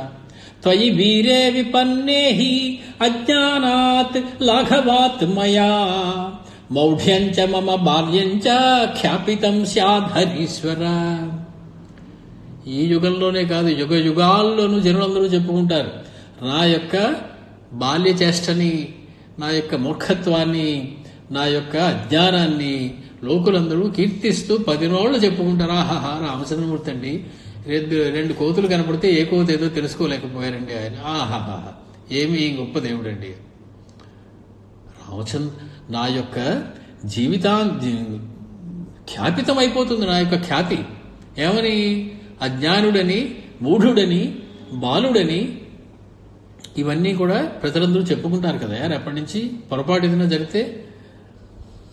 త్వయి వీరే విపన్నేహి అజ్ఞానాత్ లాఘవాన్. నీకు ఎటువంటి చిన్న అపకారం కలిగించిన బాణం నిన్ను సంహరించకపోవచ్చు, ఏదో నీ చెవికి ఇలా తగిలి వెళ్ళిపోయినా సరే. రామచంద్రమూర్తి సుగ్రీవుడి మీదకి బాణం వేసేశారు, స్నేహం చేస్తానని మాట ఇచ్చారు, చేసిన పని ఇది అని చెప్పి జనం అందరూ చెప్పుకోరయ్యా. దత్తాభయ వధో నామా పాతకం మహదుచ్యతే. అభయం ఇచ్చిన వాడిని సంహరించడం అంత మహాపాతకం ఇంకోటి లేదు తెలుసారా సుగ్రీవ. నీకు నేను అభయం ఇచ్చాను, నీకు ఎట్టి పరిస్థితిలో కీడు నేను చేయడానికి వీల్లేదు. అహంచ లక్ష్మణశ్చైవ సీతాచ వరవర్ణిని త్వదధీనా వయం సర్వే వనేస్మిన్ శరణం భవాన్. నువ్వెవరో నీకు తెలియటం లేదు సుగ్రీవ. నువ్వు నాకు, లక్ష్మణస్వామికి, వరవర్ణిని అనేటువంటి నా భార్య ఆ సీతాదేవికి కూడా కావలసిన వాడివి. నిన్ను నమ్ముకుని ఉన్నాం మేము ముగ్గురం కూడా. త్వదధీనాః వయం సర్వే వనేస్మిన్ శరణం భవాన్. నిన్ను శరణు వచ్చాను నేను, నాకు సహాయం చేయమని అడగడానికి వచ్చాను నేను. అటువంటి నిన్ను నేను సంహరించగలను ఎలా అనుకోమంటావు? ఆ పొరపాటు నేను ఎలా చేయగలను? తస్మాత్, కాబట్టి కాస్త కళ్ళు తుడుచుకోరాయన, లేచి కొంచెం ఆచమనయం చేయి, ఒక్కసారి స్థిరపడు, మనసును ప్రశాంతంగా చేసుకో. యుద్ధస్వ, యుద్ధం చెయ్యి. కృష్ణ పరమాత్మ చెప్పినా ఇదే, రామచంద్రమూర్తి చెప్పినా ఇదే, ఎవరు చెప్పినా ఇదే. అధర్మం పెచ్చు పెరిగిపోతున్నప్పుడు నోరు మూసుకుని కూర్చోకు. యుద్ధస్వ, అవసరమైతే యుద్ధానికి దిగు. తస్మాత్ యుద్ధస్వ భూయస్త్వం మామా శంకిశ్చ వానరా. నన్ను శంకించకు, నా యొక్క ఉద్దేశాన్ని నువ్వు ఏమాత్రం కూడా శంకించకు. నా యొక్క ఇంగితాన్ని నువ్వు ఇంగితవంతుడవై నా యొక్క మనసులో ఉన్నది అర్థం చేసుకో. తస్మాత్ యుద్ధస్వ భూయస్త్వం, మళ్ళీ ఇంకోసారి యుద్ధం చేయి. మా శంకిశ్చ వానరా, ఏమాత్రము కూడా నన్ను అనుమానించవద్దు. ఏతన్ముహూర్తే సుగ్రీవ పశ్య వాలిన మాహవే నిరస్తం ఇషుణా ఏకేన వేష్టమానం మహీతలే.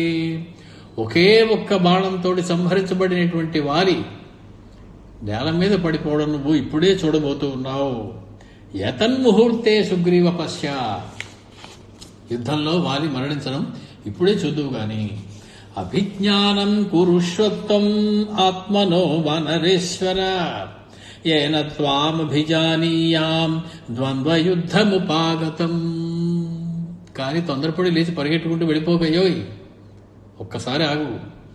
అభిజ్ఞానం కురుష్వత్వం, నిన్ను ఎలా గుర్తుపట్టాలో అలా తయారవు నువ్వు. నిన్ను గుర్తుపట్టడానికి వీలుగా ఉండేలాంటి పని నువ్వు చెయ్యి. నిన్ను నేను ఎలా గుర్తుపట్టగలను చూడు.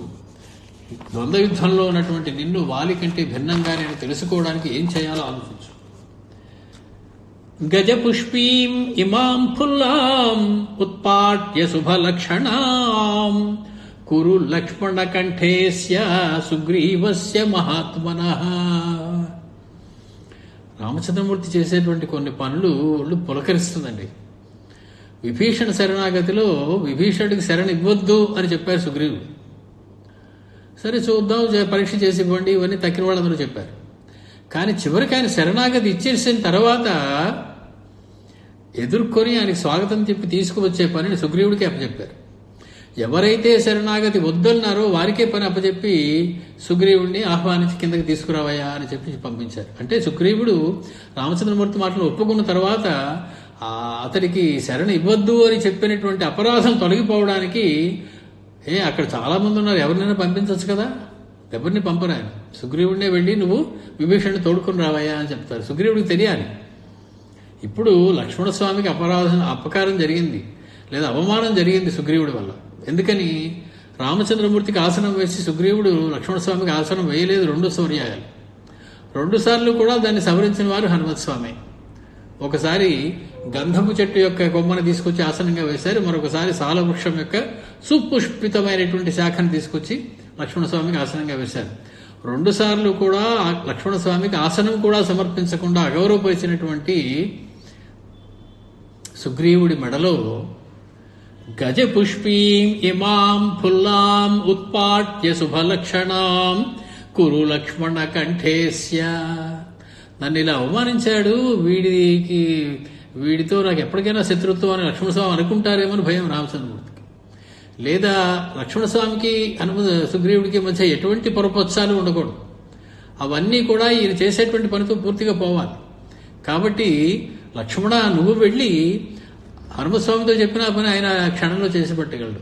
కానీ ఆయన లక్ష్మణస్వామితో చెప్తారు, నువ్వు వెళ్ళి గజపుష్పీం ఇమాం ఫుల్లాం ఉత్పాట్య శుభలక్షణాం, బాగా పుష్పించినటువంటి గజ పుష్పముల యొక్క ఈ తీగని తీసుకువచ్చి శుభలక్షణమైనటువంటి దాన్ని కురు లక్ష్మణ కంఠేశ సుగ్రీవస్య మహాత్మనః, మహాత్ముడైనటువంటి సుగ్రీవుని యొక్క కంఠంలో వెయ్యి అని చెప్పి లక్ష్మణస్వామికి చెప్పారు. తతో గిరితటే జాతాం ఉత్పాట్య కుసుమాకులాం లక్ష్మణో గజ పుష్పీం తాం తస్య కంఠే వ్యసర్జయత్. తీసుకొచ్చి లక్ష్మణస్వామి ఆ గజ పుష్పమాలని సుగ్రీవుని కంఠంలో అలంకరించారు. ఏమండి, ఇంద్రుడు వాలికి ఒక మాలను ఏదో ఇచ్చాడు కదా, అది వాలి వేసుకుని వస్తే అందులోని ఎదుటివాళ్ళు బలం సగం లాగేస్తున్నారు కదా, ఇవన్నీ కాకమ్మ కథలు. కానీ ఇంద్రుడు వాలి మెడలో ఒక హారాన్ని వేసిన మాట నిజం, అది ఎదుటివాడిలో బలాన్ని లాగేయడం అనేది నిజం కాదు. మరి వాలి యుద్ధానికి వచ్చేటప్పుడు తన తండ్రి అయినటువంటి ఇంద్రుడు ఇచ్చినటువంటి మాలను వేసుకు రాలేదా? వేసుకొస్తే ఇద్దరికి తేడా తెలిసిపోవాలి కదా. ఇప్పుడు ఈయనకి మాల వేసే బదులు ఆయనకి ఆల్రెడీ ఒక ఇంద్రుడు ఇచ్చినటువంటి మాల ఉంది కదా, దాన్ని బట్టి ఎందుకు రామచంద్రమూర్తి గుర్తించలేకపోయి ఉండాలి? అంటే వాలి ఇంద్రుడు ఇచ్చినటువంటి ఆ మాలను వేసుకుని యుద్ధానికి వచ్చారు అనేటువంటి మాట ఎక్కడ రాయలేదు మహర్షి. 24 గంటల ఆ మాల వేసుకుని కూర్చోడు ఇంట్లో వాలి. యుద్ధానికి వెళ్ళేటప్పుడు ఎప్పుడైనా ఆ మాల వేసుకుని యుద్ధానికి వెళ్తాడు. రెండోసారి యుద్ధానికి వెళ్ళేటప్పుడు ఆ మాల వేసుకుని వచ్చాడు. ఈయన గజపుష్పమాల వేసుకుని వచ్చినట్లే ఆయన ఆ దేవేంద్రుడు ఇచ్చినటువంటి మాలను వేసుకొచ్చాడు రెండోసారి. మొదటిసారి రావడం బయటికి చాలా కాలం తర్వాత తమ్ముడితో యుద్ధం చేయడం కోసం, పైగా తన చేత దెబ్బలు తిన్న తమ్ముడు తననే యుద్ధానికి ఆహ్వానించడంతో ఒళ్ళు తెలియనంత కోపం వచ్చేసింది. సుసంక్రుద్ధ సుసంరబ్ధ అలాగ పరిగెత్తుకుంటూ అందులో నుంచి వచ్చేయడం వల్ల అంతఃపురంలోంచి బహుశః అతడు ఇదివరకు దేవేంద్రుడు తనకిచ్చినటువంటి మాలను వేసుకు రాకపోయి ఉండవచ్చు. ఆ కారణం వల్ల రామచంద్రమూర్తికి అది కనపడలేదు. అది ఉంటే అప్పుడే గుర్తుపట్టేసేవారు. ఇప్పుడు ఈయన లక్ష్మణస్వామిని గుర్తుపట్టడం కోసం గజపుష్పమాలని తీసుకొచ్చి లక్ష్మణుని చేత ఆయన కంఠంలో వేయించారు. సతయా సుశుభే శ్రీమాన్ లతయా కంఠసక్తయా విపరీత ఇవ ఆకాశే సూర్యో నక్షత్రమాలయా. మళ్ళీ ఒక ఆలోచించవలసినటువంటి ఉపమానం వేసేస్తూ ఉన్నారు వాల్మీకి మహర్షి. సతయా సుశుభే శ్రీమాన్ లతయా కంఠసక్తయా, తన కంఠంలోకి వేసినటువంటి ఆ బాణంతో సుగ్రీవుడు సుశుభే చాలా ప్రకాశించాడట. ప్రకాశించి ఎలా ప్రకాశించారు? విపరీత ఇవ ఆకాశే సూర్యో నక్షత్రమాలయా. సూర్యుడి చుట్టూ ఒక నక్షత్రమాల ఉంటే ఎలా ప్రకాశిస్తాడో అలా ప్రకాశించారు. సూర్యుడు ఉన్నప్పుడు నక్షత్రాలు రావు, కాబట్టి నక్షత్రాల మాల ఉండే ప్రసక్తే లేదు. నిజంగా సూర్యుడే దేదీప్యమానంగా వెలుగుతూ ఉంటే నక్షత్రమాల ఉన్నప్పటికీ కూడా అది మిడిగిమిడిగిమంటూ మనకు కనపడదు సరిగ్గా. కాబట్టి కానీ ఎలాగా, అందుకే ఆ మాట ఏమన్నారు, విపరీత ఇవ ఆకాశే.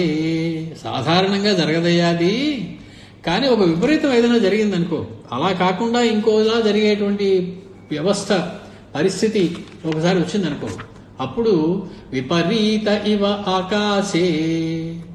ఎప్పుడో ప్రళయకాలంలో ఎప్పుడో సూర్యుడు చంద్రుడు అన్నీ కూడా ఒకేసారి వస్తాయని చెప్పారు. అటువంటి ప్రళయకాలంలో ఏదో వచ్చి సూర్యుడు చంద్రుడు నక్షత్రాలు అన్నీ కూడా ఒకేసారి కనబడిపోతూ ఉన్న సమయంలో ఉన్నట్లుగా ఉంది. ఆ సమయంలో అంటే వాలి యొక్క వధ జరగబోవడానికి ముందు ప్రళయకాలంలో వచ్చేటువంటి లక్షణాలన్నీ కనబడుతూ ఉన్నాయి ఆకాశంలో. సూర్యుడు నక్షత్రాలు కలిసి ఉండేటువంటి ఎలా ఉంటుందో అలా ఉన్నదట ఆ వాలి మెడలో వేసినటువంటి ఆ గజపుష్పముల యొక్క మాల.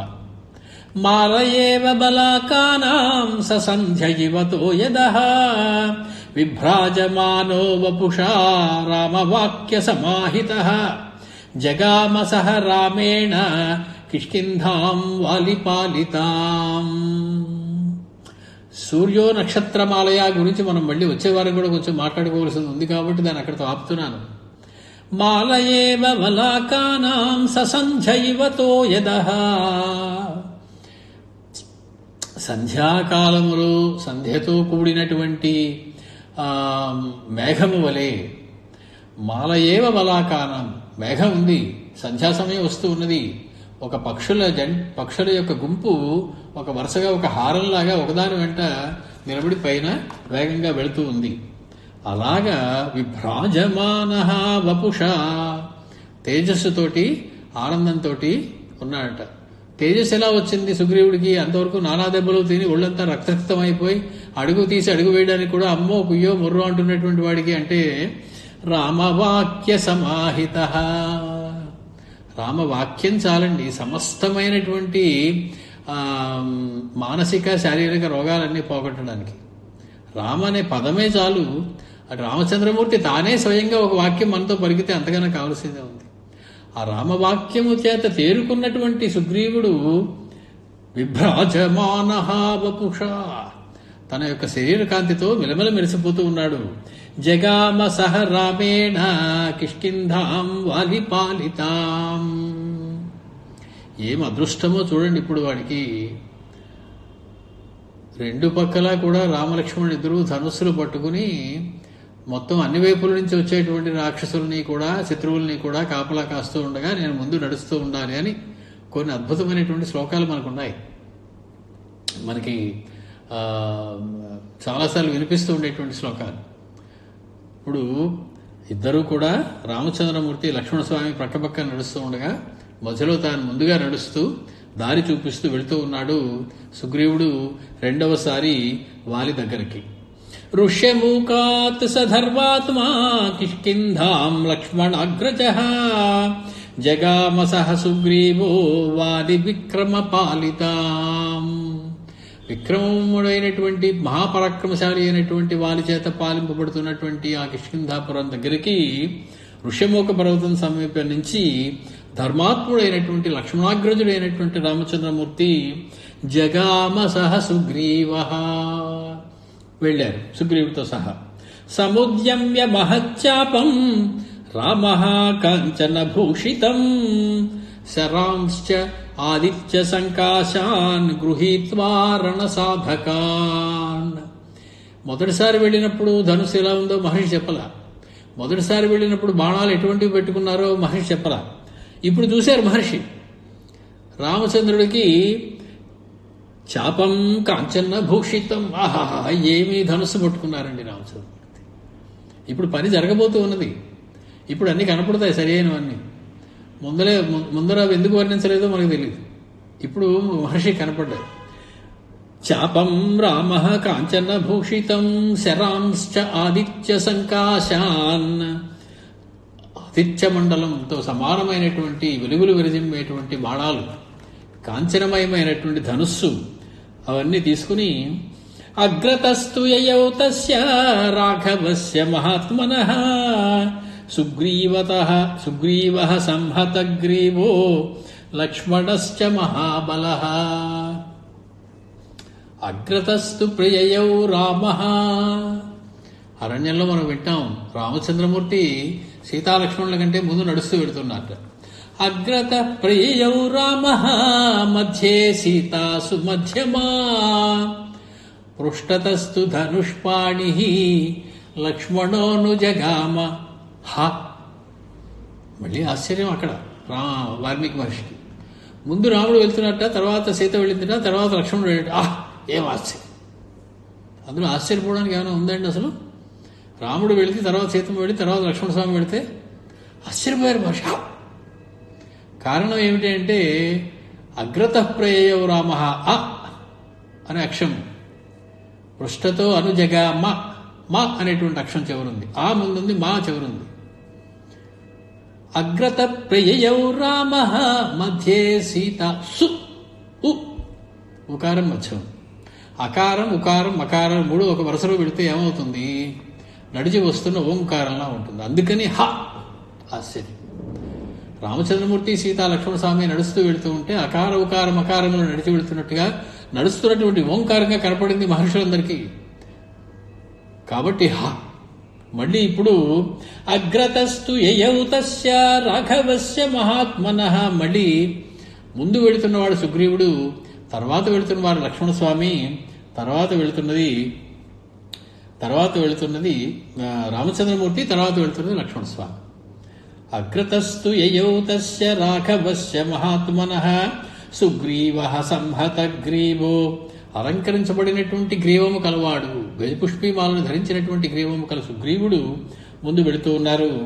తర్వాత రాముడు, తర్వాత లక్ష్మణుడు. పృష్ఠతో హనుమాన్ వీరో. వారి వెనకాల మా హనుమత్స్వామి. నలో నీరశ్చ వానరః. నలుడు నీలుడు. తారశ్చైవ మహాతేజాః హరియుధపయుధపః. వానర సేన యొక్క నాయకులందరూ కూడా వెనకాల నడుస్తూ ఉన్నారు. ఒక అద్భుతమైనటువంటి ప్రయాణం సాగుతూ ఉన్నది. ఇదివరకు ప్రయాణం చేసినప్పుడు దారిలో ఏం కనపడ్డాయో అవన్నీ చెప్పలేదు మహర్షి మనకి. ఇప్పుడు ఋషిముఖం దాకా వెళ్లేదాకా దారిలో ఏమేమి ఉన్నాయో వాళ్ళు వెయిటింగ్ చూసి ఆనందపడిపోయారు. అన్ని సుగ్రీవుడు వాళ్ళకి ఎక్స్ప్లెయిన్ చేస్తూ వెళ్తారు. ఏమిటి అంటే ఇప్పుడు సుగ్రీవుడి మనస్సు అవన్నీ చూడడానికి వీలైనటువంటి మనస్సు కలిగి ఉంది కాబట్టి వాడికి అవన్నీ కనపడుతున్నాయి. కాబట్టి వాడికి కనపడినవన్నీ మహర్షి మనకి వర్ణించి చెప్పాలి. మొదటిసారి వెళ్ళినప్పుడు అతని మనస్సు అంతా కూడా ఉద్వేగంతో నిండి ఉంది. అన్నగారిని మొదటిసారి ఎదుర్కోవడం, బతుకుతానా బతకరా అనేటువంటి ధైర్యం ఉన్నది. కాబట్టి అప్పుడు గబగబా నడుచుకుంటూ వచ్చేసరి దానిలో ఏవేవి ఉన్నాయి, ఏవేవి కనపడ్డాయి, ఏవేమి చెప్పలేదు మహర్షి మనకి. ఇప్పుడు రాబోయేవన్నీ చెప్పబోతూ ఉన్నారు. వాళ్ళని కాసేపు అలాగా కిష్కింద దాకా నడవనిద్దాం. ఆ తర్వాత ఏం జరుగుతుందో మనకి తెలుసు, కానీ ఏం జరిగిందో మళ్ళీ తెలుసుకుందాం. దానికి ఒక 7 రోజులు మనం ఆగుదాం. మంగళం కౌసలేంద్రాయ మహనీయ గుణాత్మనే చక్రవర్తి తనూజాయ సార్వభౌమాయ మంగళం వేద వేదాంత వేద్యాయ మేఘశ్యామలమూర్తయే పుంసాం మోహన రూపాయ పుణ్యశ్లోకాయ మంగళం. స్వస్తి. అద్భుతంగా సాగింది.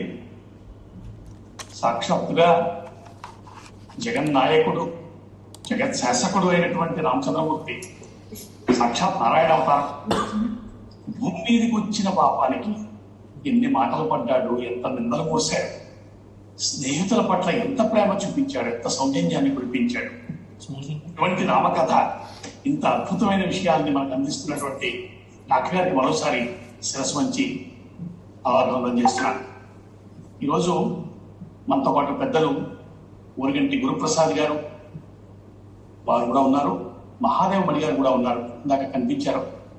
వారిద్దరూ ఉంటే ఒకసారి వీడియో ఆన్ చేసుకుంటే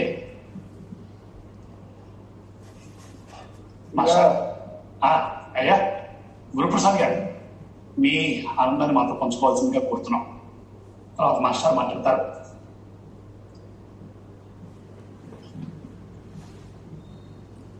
మాస్టర్ మీరు అన్మ్యూట్ చేసుకోవాలండి.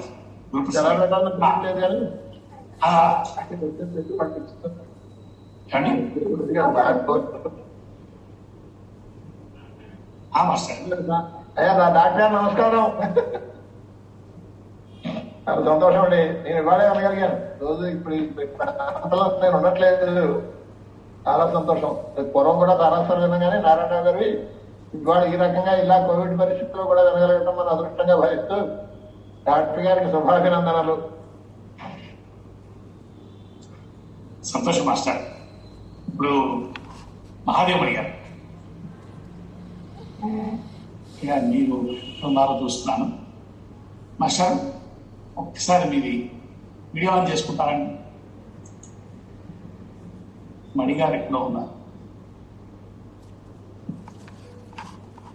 మాస్టర్ కనిపించలేదే. అందరిని చూశాను.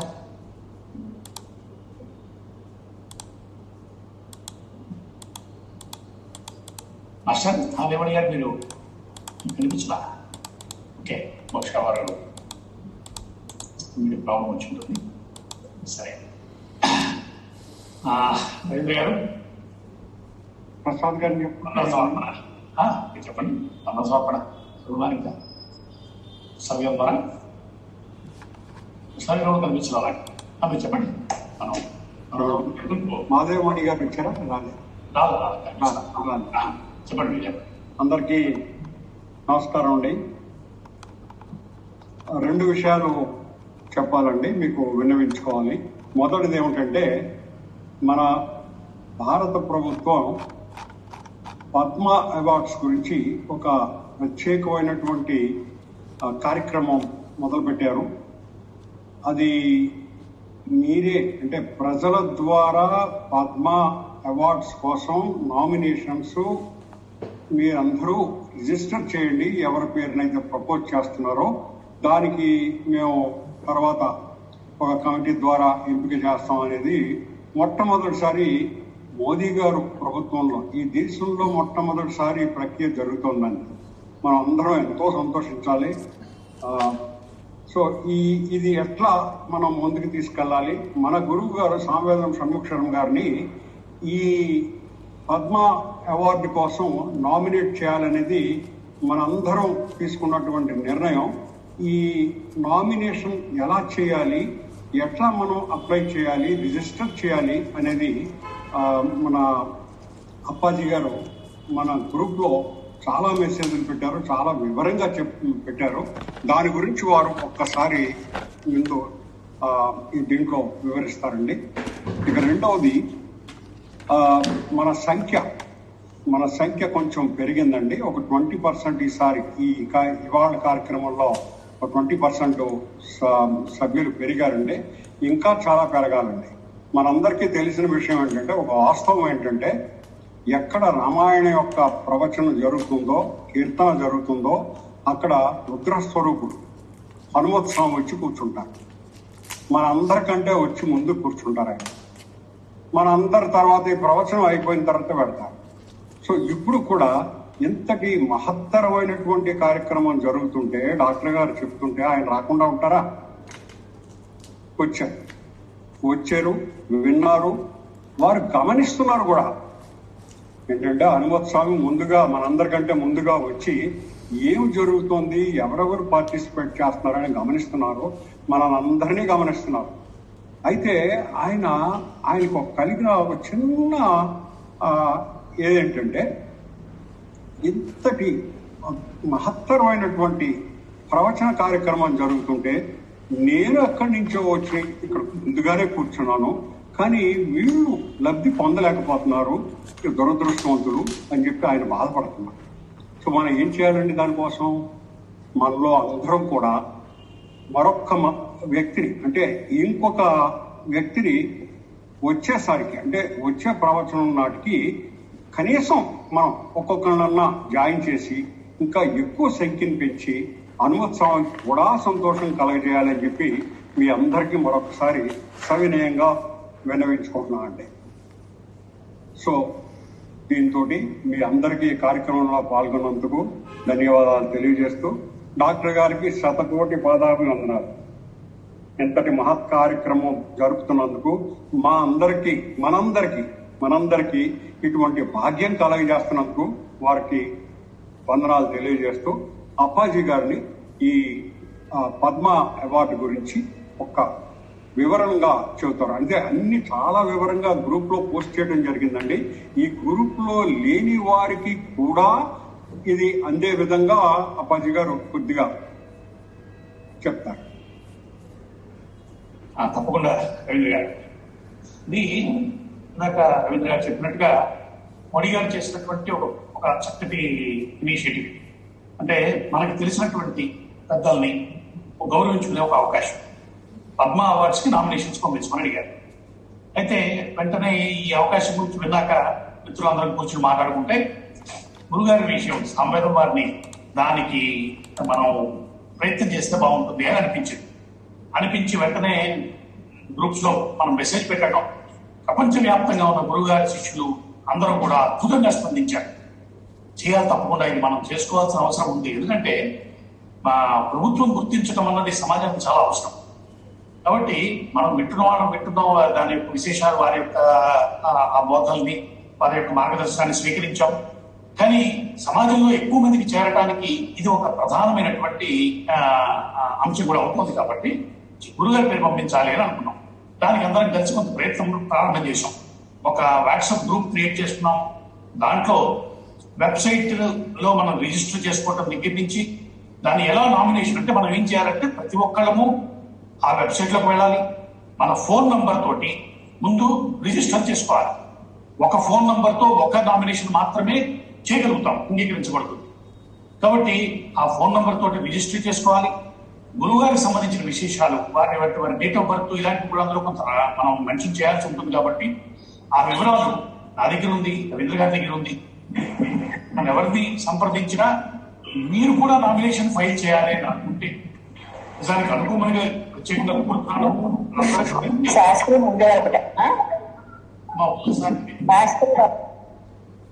అందరం కలిపి దీన్ని మనం సాధించుకోవాలి. కాబట్టి మీరు చేసేటప్పుడు ఏ రకమైనటువంటి ఇన్ఫర్మేషన్ కావాలన్నా, లేకపోతే ఏదైనా సహాయం కావాలన్నా కూడా నన్ను కానీ రవీంద్ర గారి కానీ సంప్రదించవచ్చు. ఈ పనిని మనం ఎక్కువ మంది చేసి చేయించి మన తెలుగు వారందరి తరఫున పద్మశ్రీకి గురుగారి పేరుని పంపించి దాన్ని మనం సాధించుకోవటం అన్నది ప్రస్తుతం మనం ముందున్న లక్ష్యంగా అనుకుంటూ, ఆ పనికి మీకు ఏ రకమైన సహకారం కావాలన్నా చేయడానికి మేమంతా ఉన్నాము. ఇది దృష్టిలో పెట్టుకోవాల్సిందిగా కోరుతున్నాను. దీంతో ఈరోజు కార్యక్రమం పూర్తయింది.